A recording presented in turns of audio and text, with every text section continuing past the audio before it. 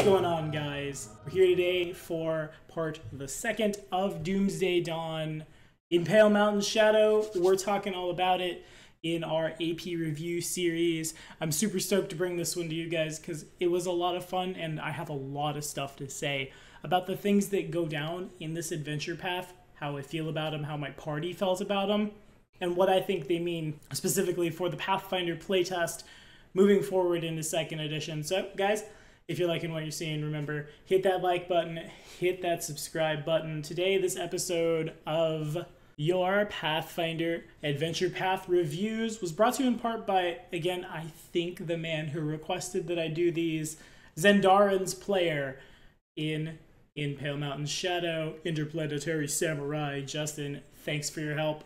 Thanks for hanging out for our Kingmaker playthroughs, which, by the way, blast and a half. Now, anyway, let's dive in. So, in Pale Mountain Shadow, again, is part 2 of the Doomsday Dawn playtest adventure.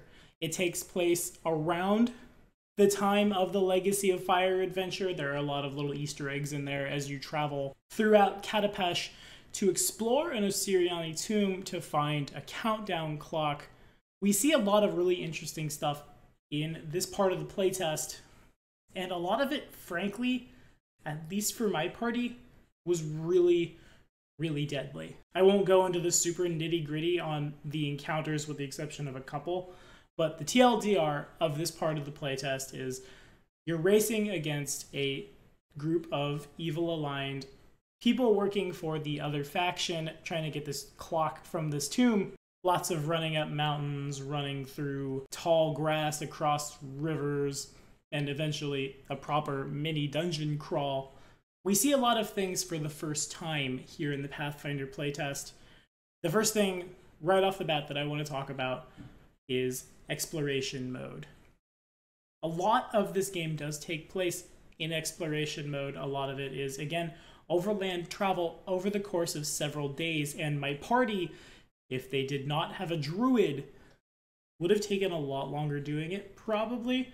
I'll say here we beat the Night Heralds to the countdown clock by, like, I want to say 2.5 days. It was real close. But again, with that druid, with survival there, and with people coming in later, the players had to kind of stagger this one out. Everybody knew what to expect and could build accordingly. Specifically speaking, my party was a half-orc wild druid, which is amazingly powerful in the playtest.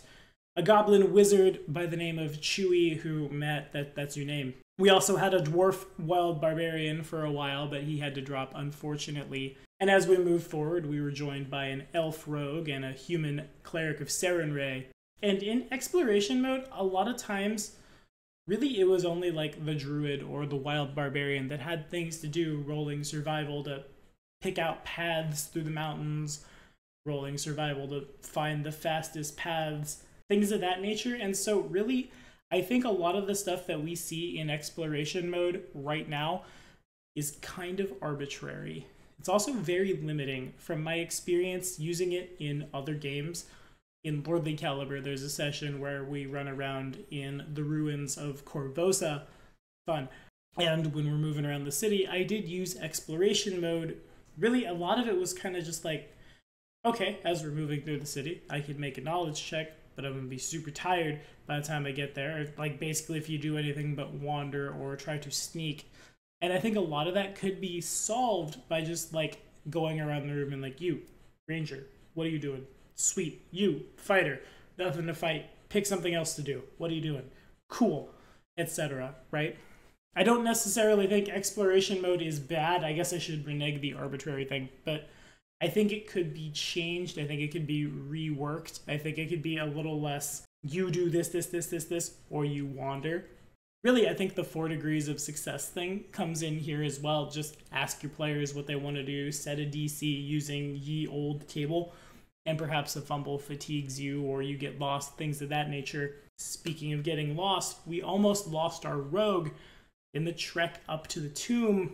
If you guys haven't watched in Pale Mountain Shadow, or you haven't heard by now, the quicksand hazard is nothing short of deadly in the Pathfinder playtest. And that brings up another point, actually, before I get to that. There is a specific passage in Pale Mountain Shadow that says that We're going to do random encounters. Maps are not provided. It's up to you to draw your own map and let us know if you would prefer that. The idea being essentially GMs make more maps but are more encounters in a given adventure path. Now, from my perspective, I sit in a bit of a position of privilege on this one when I speak to it, but through pay-to-play games from my high-end patrons, through my girlfriend's 3-Point-P game that we play on Sundays in person, through games on the channel that my friends GM, as well as Doomsday Dawn, I'm in a lot of games right now. And by that token, I have a lot of time in my week that has to be devoted to prep. But that's because I make a decent portion of my income and it's only growing from the Pathfinder RPG. So when I'm running adventure paths, I really like it that it's just like, hey, here's this map, roll 20, burp, dynamic lighting, burp, tokens, burp, you're done. You don't have to stop and think about it. By that same token, also, I have a patron who's proven to be a wonderful cartographer. Chris, if you're out there, you the man, who I didn't think about using it in Pale Mountain Shadow. But for all my pay-to-play games, when I need maps, it's like, hey, Chris, box canyon, snow, bridges, things of that nature. And so it was. That's how the box canyon in 3 Dragons was made. So for me, having to make that extra map, especially when I'm reading like day before about in Pale Mountain Shadow to prep the whole AP in one go, it's a little daunting. That said, I'm sure there's a lot of people out there in the world that are totally fine with this. And really, when we're having random encounters, especially in something like an adventure path, I imagine it's the random maps, the Pathfinder flip mats, the like, you guys have those like cardboard tiles, you know what I'm talking about? You can slap them together to make different maps every time. It's those that are being broke out anyway. So really, I guess it's dealer's choice on this one. But that said, it did give me a lot of leeway to play around with maps because I'm the kind of GM who, once we're in, and I've talked about this in a really old video, don't follow this card, there is no card, I don't want to necessarily, it's in the general RPG tips, tricks, and strategies if you want to watch me record on a phone from a long time ago, from when we were a little baby channel. So when it's time to play, it's time to play, and I don't want to be like, hey, hold on a second, book. Okay, this happens. A lot of times I'm going to make calls on the fly, especially if I want to challenge my players. I did this with the Quicksand by essentially playing Minesweeper with the party. The Ancrov wasn't dangerous, it's the Quicksand that was. The Quicksand literally had our rogue a couple rounds from drowning in it. Which, I mean, that's the thing, that's relevant. Even in Pathfinder 1st Edition, and really in any other RPG where it's called for, put a rank in swim, always. Especially if you're a low-strength character. This, mind you, was before, in the playtest, untrained going to -4, and I don't know if Zendarin was trained or not. Justin, are you watching? Let us know. I forget. But if you don't have it, it's just one of those things that, like, you'll literally die to. Now, do I necessarily think that means the DC of hazards needs to go down? No. No, I really don't. I think hazards should be very lethal. It helps both the low magic crowd who play Pathfinder and want things like poison and quicksand and drowning and blase to be as lethal as they are to you and I, but also for the high magic guys, it helps make those hazards super challenging.